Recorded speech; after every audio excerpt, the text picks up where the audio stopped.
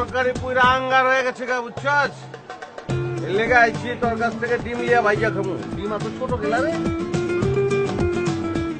কাওয়ার ডিম নাকি?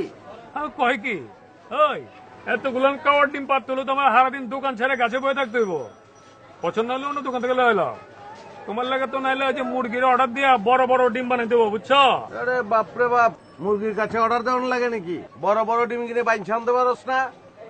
এ তোমার দোকানে কি বাসি পাউরুটি আছে? বাসি পাউরুটি না? বাসি পাউরুটি কি করবা সঞ্জনা? বাসি পাউরুটি দিয়ে আবার কি করুম? কিনুম না, একটা ফ্রেশ পাউরুটি দাও তো আজকা।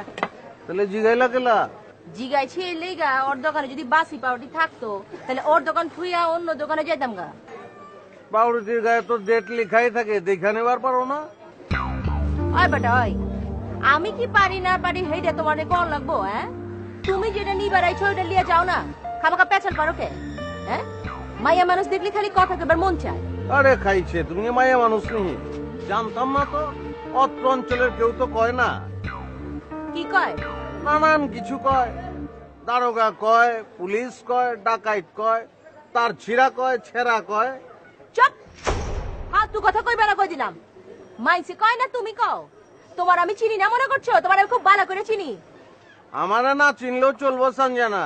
তুমি কি ডিম চিনো? ডিম কত এখানে কি ডিম? আমার তো মনে হয় কাউয়ার ডিম।